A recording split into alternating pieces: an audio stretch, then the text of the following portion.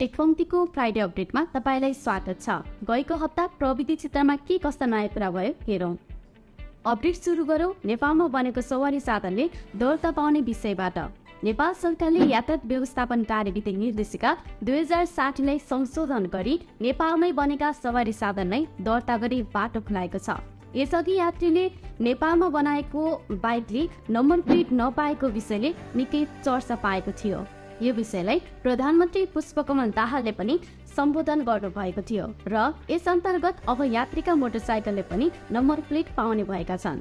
त्यस्तै स्यामसङले नेपालमा TV manufacturing plant सुरु गरेको छ। नवलपरासीमा सञ्चालनमा आएको यो प्लान्टले वार्षिक 3 लाख युनिट टिभी उत्पादन गर्नेछ। त्यस्तै कम्पनीले 1000 बढी जनशक्तिलाई रोजगार दिने कुरा पनि जनाएको छ। मुभिङ अन, टिकटकले छिट्टै एआई अवतार फिचर ल्याउने भएको छ।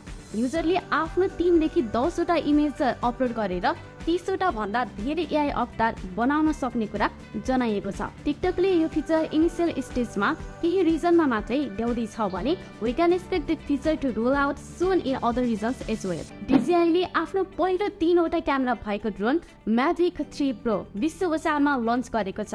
यो ड्रोनबाट तपाईले 5K 50 FPS भिडियो खिच्न सक्नुहुन्छ भने एक फुल चार्जमा यसले 43 मिनेटसम्मको रेकर्डिङ टाइम दिन्छ। यसको मूल्य भने $3000 बाट सुरु हुन्छ, जुन नेपाली लगभग 3,93,000 जति हुन आउँछ। यस्तै टेक अपडेटको लागि टेकपंक्तिलाई लाइक र फलो गर्न नबिर्सिनुहोला। साथसाथै हाम्रो वेबसाइट www.techpankti.com वेबसाइट पनि भिजिट गर्नुहोला।